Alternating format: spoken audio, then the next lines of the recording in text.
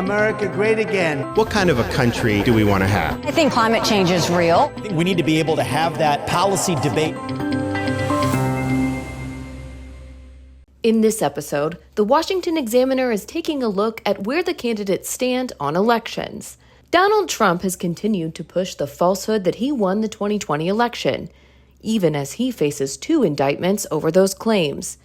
Unlike during 2020, he now says he'd embrace early voting. My question is, do you now encourage and embrace early and voting by mail, and legal ballot harvesting? I do, but I also have to say something else, because the one thing a lot of people, But this is important, including you you, do. don't talk about, they also create phony ballots. Ron DeSantis has walked a fine line, acknowledging that the 2020 election wasn't stolen without defending the way it was conducted. Of course he lost.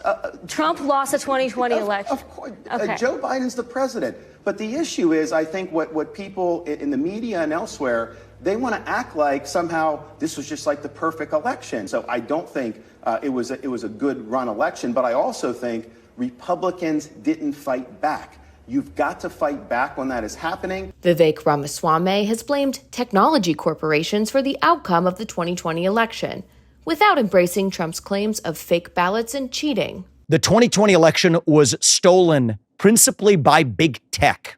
The Google search algorithms that suppressed actual stories that you could have read on Donald Trump. Hunter Biden laptop story suppressed on the eve of an election. There's definitive data showing that actually would have changed the outcome of the election. And Nikki Haley has previously criticized Trump's 2020 election focus.